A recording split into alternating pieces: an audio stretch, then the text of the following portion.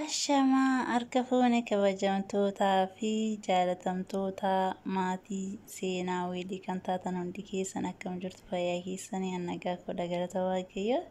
harragaa kunoo farmerii farsti ta'eera qotee bulaa eenyutti hin baase tan abbaa kootti hin ba'ee bara kunoo harradii kanatti timaatimii sinni qonneerraa paappayyaan jira maangoon jira zayituuniin jira.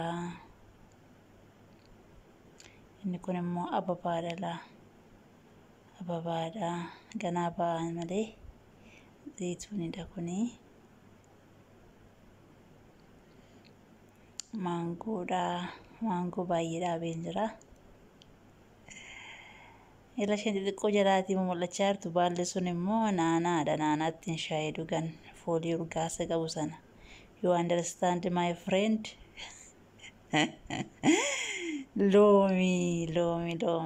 loomi ganaa fireen obaafata inshallah akkasumallee shunkurtii adii jalatti dhaabeen jira agartanii shunkurtii haala kanaan shunkurtii dudduusaa jalatti naannessee dhaabeera maangollee akkuma kana dhaabeen qaba wanta xiqqoo san argaa jirtu isheen immoo maaskii fuulaadha isa maaskii fuulaa moo kan mataattan sana akka kanaadha shunkurtii agartanii naannessee giriin basalii kan barbaade baalasaa kuteerraan fayyadama fresh jechuun akkasii dhaabbee na qotanii fayyadamuudha malee nooroo guddinnatiin cimeera qaban akka zirmoo biyya arabaa mangistee eebbifamte qabdi akka biyya keenya biyya baaramte tun ta'e nu qaba waaqayyo annaa kanaafiyyuu biyya keenya soo hundumaa waaqayyo nagaa buusu ababaa sadii kanatti dhaabeen jira kun argaartii yoo ta'e kun immoo ababaa baasaartii kanaadha maangoon jira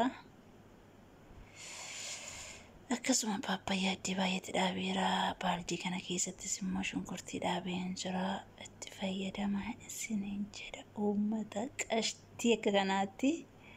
mazra'a jettee aramni ani immoo bakka qonnaan jedha egaa biqiltoota firaafiroota koshiina duwwaa keessa miti ayam farmerii faresti qalladduusin akka kanaatti siniin jedha bishaanan obaasa yeroo isaa eegee akkana jala hin cooliknetti isinillee akka kanatti fayyadamaa shunkurtiin gaafa biqiluu jalqabu dinnichi faallee gaafa biqiluu jalqabu dhaabaatti irraa fayyadamaan siniin jedha hababaallee balbala dura akka kanatti hababaa fireeshiidha kun maangoon adda kanatti jira